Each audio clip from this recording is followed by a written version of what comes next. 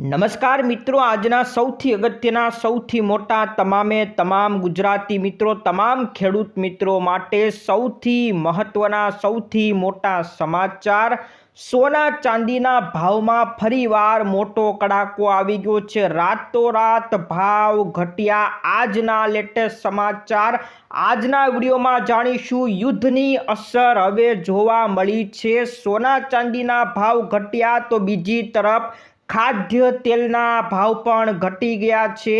આજના સમાચાર દરેક મિત્રો માટે ખુશખબરી ભર્યા રહેવાના છે. ખેડૂત મિત્રો માટે પણ ખુશીનો માહોલ. મોટા સમાચાર આવી ગયા છે. ઔદ્યોગિક એકમોને લઈને એલપીજી સિલિન્ડરમાં મોટા સમાચાર. 5 કિલોના જે સિલિન્ડર આવે છે એને લઈને પત્ર જાહેર થઈ ગયો છે.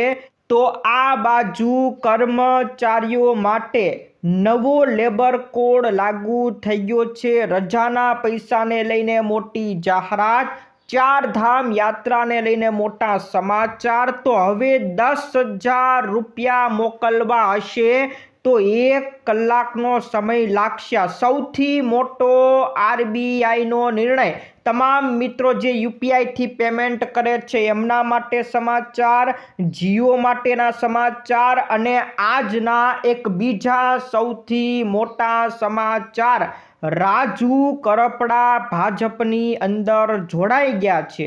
લેટેસ્ટ સમાચાર જાણીશું. ગુજરાતમાં ફરીવાર ભૂકંપ. વારંવાર ભૂકંપના આંચકા યોજાય છે. આજના સમાચારની અંદર બધી જ વાતો કરવાના છે. જે મિત્રો નવા હોય આપણી ખેડૂત દુનિયા ચેનલને ફટાફટ સબસ્ક્રાઇબ કરી દેજો. તો મિત્રો, સૌથી પહેલા સમાચાર ઉપર નજર કરીએ તો ગુજરાતમાં વારંવાર ભૂકંપના આંચકા આવી રહ્યા છે. પરમ દિવસની વાત કરીએ તો અમરેલીની અંદર ભૂકંપના આંચકા આવ્યા હતા. ખાંભા પંથકની અંદર પણ ભૂકંપના આંચકા આવ્યા હતા. એવી જ રીતના ફરીવાર અમરેલી જિલ્લાના રાજુલા પંથકમાં ભૂકંપનો આંચકો આવી ગયો છે. વહેલી સવારે 3.7ની તીવ્રતાનો આંચકો આવ્યો છે. રાત્રે આપણે વાત કરીએ 2:24 એટલે કે અડધી રાત્રે, મધરાત્રે જાફરાબાદ, પીપાવાવ, આ રાજુલા પંથકના જે વિસ્તારો છે ત્યાં ભૂકંપનો આંચકો આવ્યો હતો અને એની અસર ખાંભા પંથક સુધી પણ જોવા મળી હતી. તો ફરીવાર ભૂકંપનો આંચકો આવ્યો છે.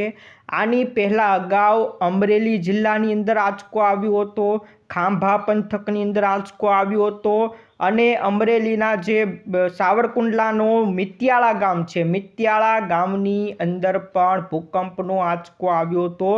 વારંવાર આ વિસ્તારની અંદર અમરેલી પંથકની અંદર ભૂકંપના આંચકા આવી રહ્યા છે. સૌથી મોટા સમાચાર છે મિત્રો આજના વિગતવાર સમાચાર. સોના ચાંદીની અંદર મોટો કડાકો બોલાયો છે. જી હા મિત્રો, 9 તારીખ 9 એપ્રિલની સવારે, વહેલી સવારે બજારમાં મોટી હલચલ જોવા મળી છે. એક બાજુ અમેરિકા અને ઈરાનના યુદ્ધની અંદર અત્યારે વિરામ આવી ગયો છે. અમેરિકાના પ્રેસિડન્ટ ટ્રમ્પે સીઝ ફાયરની જાહેરાત કરી નાખી છે, એટલે કે યુદ્ધ વિરામની જાહેરાત કરી નાખી છે. ત્યારે શેર બજારનું માર્કેટ પણ ઉછળ્યું હતું. આ બાજુ હવે સોના ચાંદીના ભાવ પણ ઘટી ગયા છે. ખાદ્ય તેલના ભાવની અંદર પણ ઘટાડો જોવા મળ્યો છે.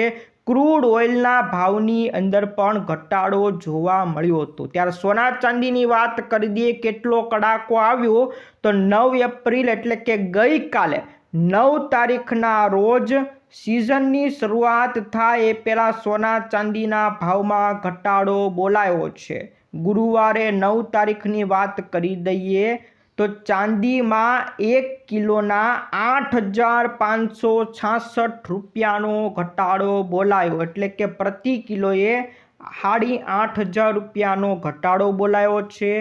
એવી જ રીતના સોનાના 10 ગ્રામના ભાવની અંદર 1,585 રૂપિયા ઘટાડો બોલાયો છે. આ મિત્રો ચાંદીનો ભાવ જોઈએ તો હાલ 2,35,000 રૂપિયા અને સોનાનો ભાવ 1,49,000 રૂપિયા થઈ ગયો છે। આમ મિત્રો સોના ચાંદીના ભાવમાં કડાકો બોલાયો। ચાંદીના ભાવ 8,500 રૂપિયા અને સોનાના ભાવ 1,500 રૂપિયા ઘટ્યા। મોટા સમાચાર છે।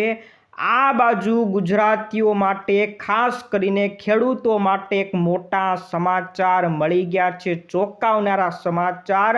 રાજુ કરપડા જે આમ આદમી પાર્ટીમાંથી રાજીનામું આપી દીધું હતું, થોડા દિવસ પહેલા જ મિત્રો આમ આદમી પાર્ટીમાંથી રાજીનામું આપ્યું અને હવે સમાચાર મળી ગયા છે કે આજ રાજુભાઈ કરપડા હવે ભાજપની અંદર જોડાઈ ગયા છે। જ્યાં મિત્રો પક્ષ પલટો કરી નાખ્યો છે।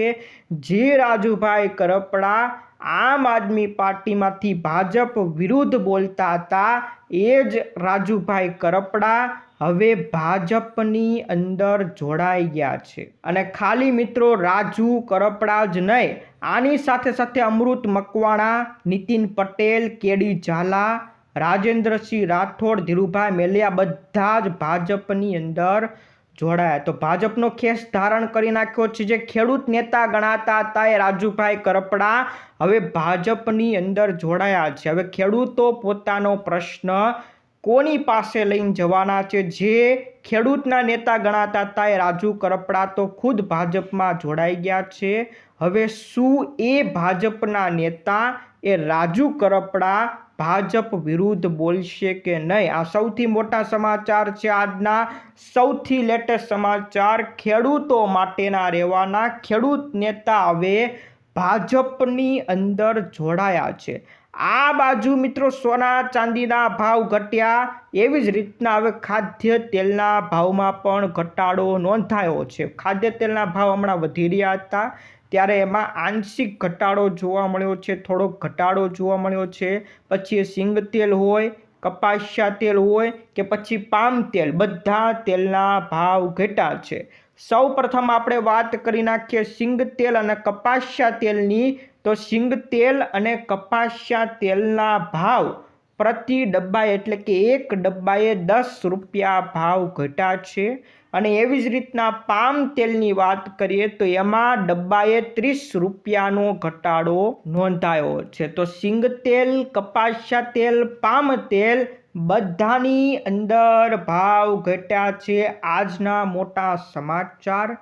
આ બાજુ ખેડૂતો માટે ખુશીનો માહોલ આવી ગયો છે। અમદાવાદ જિલ્લાના ધંધુકા એપીએમસી ખાતે ગુરુવારે 9 તારીખે એટલે કે ગઈકાલે ચણાની ટેકાના ભાવનો પ્રારંભ થઈ ગયો હતો અને ટેકાનો ભાવ 20 કિલો દીઠ 1175 રૂપિયા નક્કી થયો। જેને કારણે ખેડૂતો જે ધંધુકા વિસ્તાર અને ધોલેરા વિસ્તારના ખેડૂતો જે માર્કેટ યાર્ડમાં આવ્યા, એમાં ખુશીનો આનંદ, સંતોષની લાગણી જોવા મળી હતી।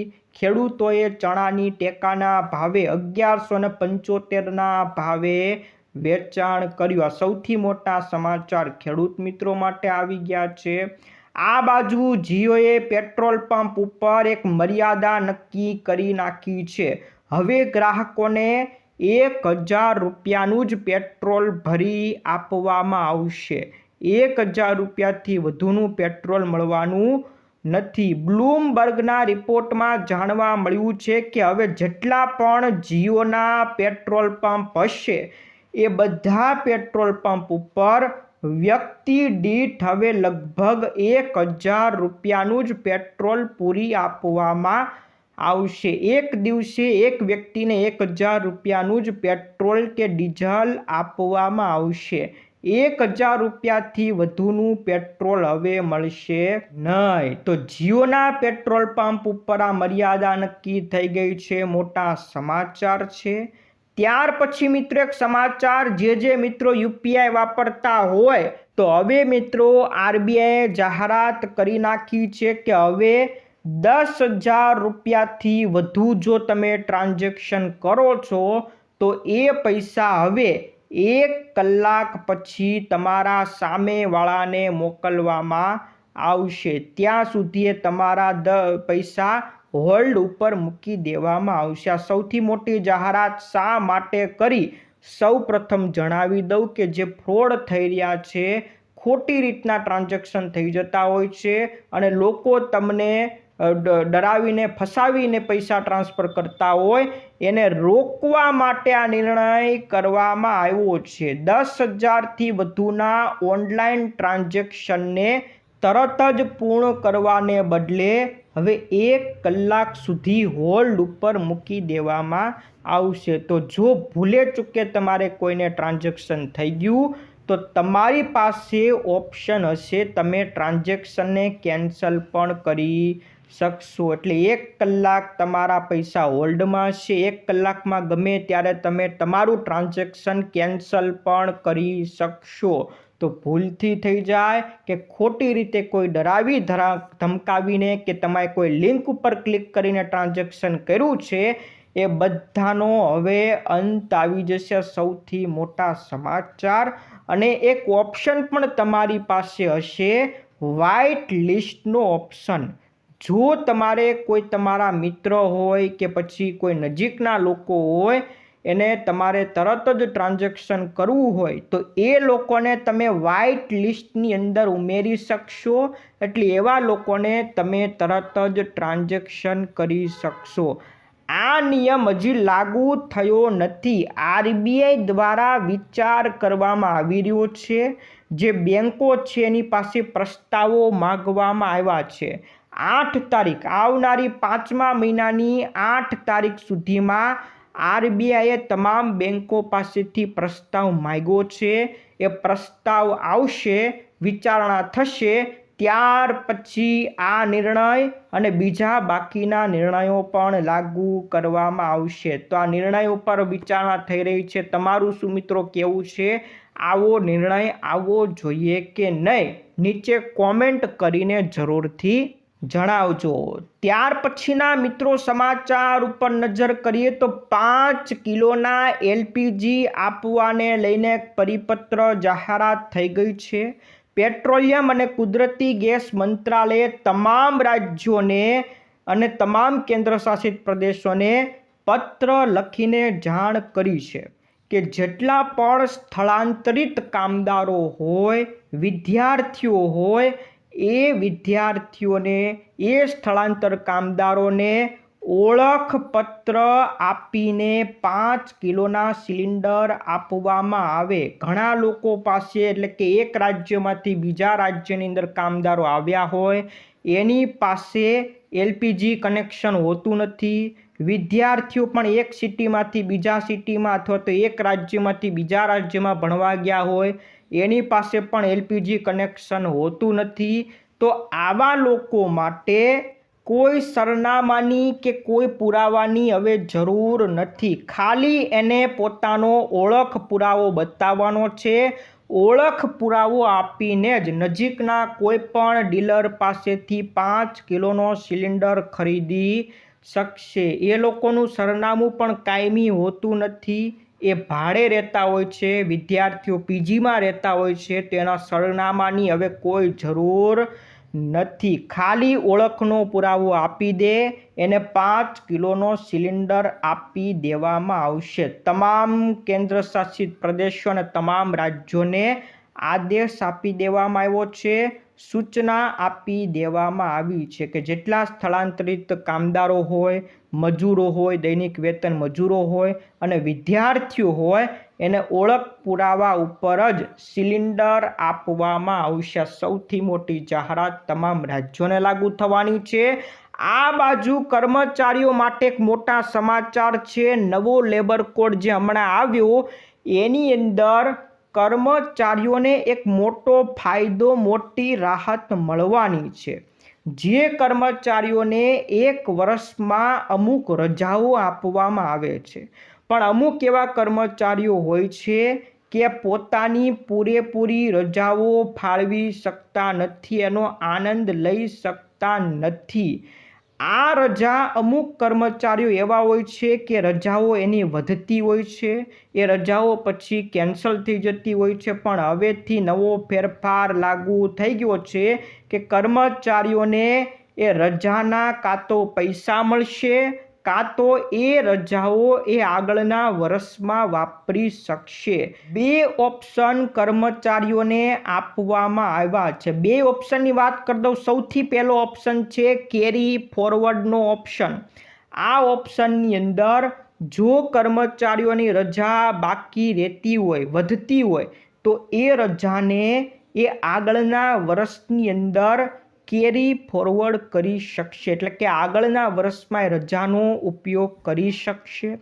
બીજો ઓપ્શન કર્મચારીઓને એ આપ્યો છે કે જો રજાઓ કર્મચારીઓની વધતી હોય તો એ રજાઓને આગળના વર્ષમાં વાપરવાને બદલે એ રજાઓના બદલે પગાર લઈ શકશે, એટલે કે એક રજા એટલે કે 1 દિવસનો પગાર. એવી રીતના રજાના પૈસા કર્મચારીઓ લઈ શકશે. આ નવા લેબર કોડની અંદર જે કર્મચારીઓની રજા ફેલ જતી હતી એ રજાઓ હવે ફેલ જવાની નથી. કર્મચારીઓ માટે આ ખુશીના સમાચાર, સૌથી મોટા સમાચાર કહી શકાય. તો મિત્રો આ બાજુ 4 ધામ યાત્રાને લઈને મોટા સમાચાર આવી ગયા છે. જે લોકો 4 ધામ યાત્રામાં જવા માંગતા હોય એને લઈને આ સમાચાર છે કે 19 એપ્રિલના રોજ યમનોત્રી અને ગંગોત્રીના કપાટ ખુલી જવાના છે. 22 એપ્રિલના રોજ કેદારનાથ ધામના કપાટ ખુલી જવાના છે અને 23 એપ્રિલના રોજ બદ્રીનાથ ધામના કપાટ ખુલી જવાના છે. આ તમામ મિત્રોને જાણ હોવી જોઈએ. 4 ધામ યાત્રામાં તમે જાઓ છો તો અગાઉ તમારે રજિસ્ટ્રેશન કરવું પડશે. ઓનલાઈન રજિસ્ટ્રેશન 6 તારીખ માર્ચ મહિનાની 6 તારીખથી શરૂ થઈ ગયું છે. જે લોકોએ હજી નથી કરાવ્યું તો કરાવી લેજો, અને જે લોકોએ ઓનલાઈન રજિસ્ટ્રેશન નથી કરવું તો એ લોકો ઓફલાઈન રજિસ્ટ્રેશન પણ કરી શકશે. આવનારી 17 એપ્રિલથી ઋષિકેશ ખાતે અથવા તો હરિદ્વારથી એના જે કેમ્પ હશે ત્યાંથી પણ તમે ઓફલાઈન રજિસ્ટ્રેશન કરી શકશો. એ 17 એપ્રિલથી શરૂ થવાનું છે. અને એક અગત્યની નોંધ એ પણ ધ્યાન રાખજો કે 55 વર્ષથી વધુ ઉંમરના જો તમે હોય તો તમારે ત્યાં મેડિકલ ફિટનેસ સર્ટિફિકેટ પણ બતાવવું પડશે, અને એ પણ તાજું હોવું જોઈએ. છેલ્લા 72 કલાક પહેલાં જે સર્ટિફિકેટ તૈયાર થયેલું હોવું જોઈએ, એટલે કે 3 દિવસ અગાઉ જે સર્ટિફિકેટ બનેલું હોય એવું સર્ટિફિકેટ ત્યાં બતાવવું પડશે. એટલે 55 વર્ષથી વધુ ઉંમરના લોકોએ મેડિકલ ફિટનેસ સર્ટિફિકેટ બતાવવું પડશે. સૌથી મોટા સમાચાર તો આ બાજુ એલપીજી સિલિન્ડરને લઈને બીજા એક અગત્યના સમાચાર ઔદ્યોગિક એકમો માટે આપી દીધા છે કે ઔદ્યોગિક એકમોને જે એલપીજી સિલિન્ડર આપવાની જાહેરાત હતી એમાં હવે ફેરફાર થઈ ગયો છે. હવે મિત્રો રાજ્યના વિવિધ ઔદ્યોગિક ક્ષેત્ર જેવા કે ફાર્મા ક્ષેત્ર હોય, ફૂડ ક્ષેત્ર, આ જેટલા સ્ટીલ, સિરામિક, ગ્લાસ, આ બધા ઔદ્યોગિક ક્ષેત્રોને માર્ચ 2026 પહેલાંના તેમના વપરાશ સ્તરના 70% સુધી બલ્ક બિન ઘરેલું એલપીજી સિલિન્ડર મળી શકશે. એટલે કે એનું જે વપરાશ હોય એના 70%, એટલે કે માર્ચ મહિનામાં એનો જે વપરાશ થયો હોય એના 70% સુધી એને એલપીજી સિલિન્ડર મળવા પાત્ર રહેશે. તો જેટલો તમારો વપરાશ થયો હોય એ તમારે જાણ કરવી પડશે. એ જે વપરાશ તમારો થયો એના 70% તમને બિન ઘરેલું એલપીજી સિલિન્ડર મળશે. એટલે કે જે કોમર્શિયલ એલપીજી સિલિન્ડર કહેવાય એ કોમર્શિયલ એલપીજી સિલિન્ડર મળવા પાત્ર રહેશે. અને ઔદ્યોગિક કોઈ એક એકમ હોય તો એણે દિવસના 0.2 TMT કુલ મર્યાદા નક્કી કરવામાં આવી છે. તો ઔદ્યોગિક એકમો માટે એલપીજીને લઈને સૌથી મોટા આજના સમાચાર હતા. આ મિત્રો આજના સમાચાર હતા. આજના વિડીયોની અંદર આપણે સોના ચાંદીને લઈને મોટા સમાચાર જાણ્યા. ગઈકાલે કડાકો આવ્યો તો આવનારા સમયમાં જો ભાવ વધશે કે ઘટશે એ આપણી આ ચેનલમાં રોજે રોજ આપણે અપડેટ આપી દઈશું. તો જોતા રહેજો ખેડૂત દુનિયા ચેનલને. આજ માટે વિદાય લઈએ છીએ. ફરી મળીશું આવતા વિડીયોમાં. જય જવાન જય કિસાન.